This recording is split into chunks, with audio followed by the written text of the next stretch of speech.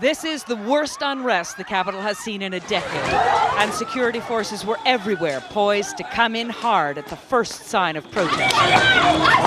Across Tehran, knots of angry opposition supporters gathered at intersections, shouting "Down with the dictator," until riot police quickly chased them away.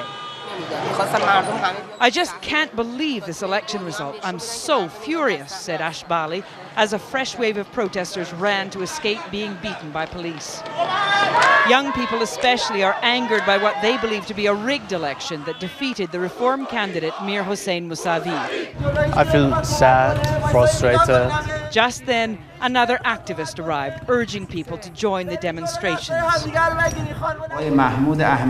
Iran's election commission announced President Ahmadinejad's landslide victory, 62.6% of the vote, with only 33.75 going to the opponent Mousavi. Tonight, President Ahmadinejad called the election fair and healthy. Immediately, Mousavi responded on his webpage, "I won't give in to this dangerous charade." And although there's no hard evidence of vote rigging, he warned, people won't respect those who take power by fraud. I know why they do this. Ghazala Hassanzadeh was glued to Facebook today to stay in touch with other young people disgusted by the regime. Shame on them that they think that they can fool us. Facebook is young Iranians' main link with Mousavi headquarters, now that text messaging and many websites have been shut down. We have chosen this as a symbol of our prayer. Where is my vote? Really, where's my vote? The same question is being asked by millions of other Iranians in cities across the country, and so far they're not satisfied with the answer. As I said, there's no hard proof of fraud in this election, but lots of what people see as circumstantial evidence.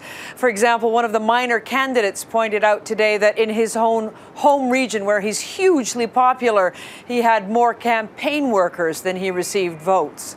Anthony? Liz, is there any evidence these protests are actually spreading? And if so, what do you expect the Iranian government will do about it? So far, they seem to be controlled.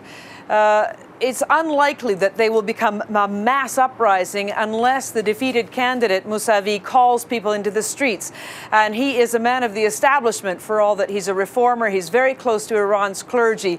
There's nothing to suggest he's going to do anything radical like that, especially if it might lead to violence.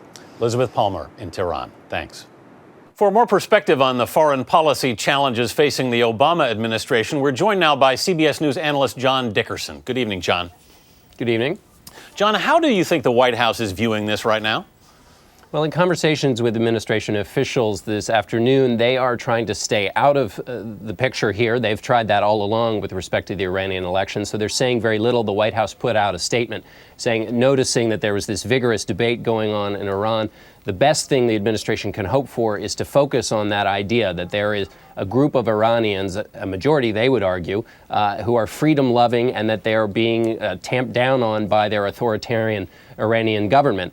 And that's the point they're trying to make at the moment, but they're really not sure quite what to make of this, although privately they say it's almost certain there was fraud in this election. So how does this complicate the Obama administration's attempts at a more open approach with the Iranians? It complicates it because the president has been trying to reach out to the Iranian government, which already has a bad track record, and now looks like it's being excessively authoritarian. It's crushing the free desires of its people. And so how does the president go out and say, well, now I want to have this dialogue with Iranian leaders?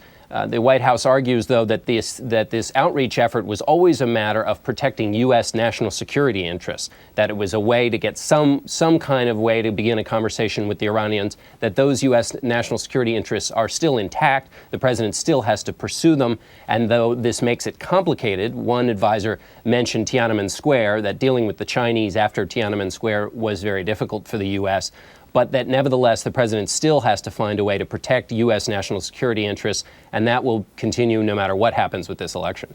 John Dickerson in Washington tonight. Thanks. Thank you.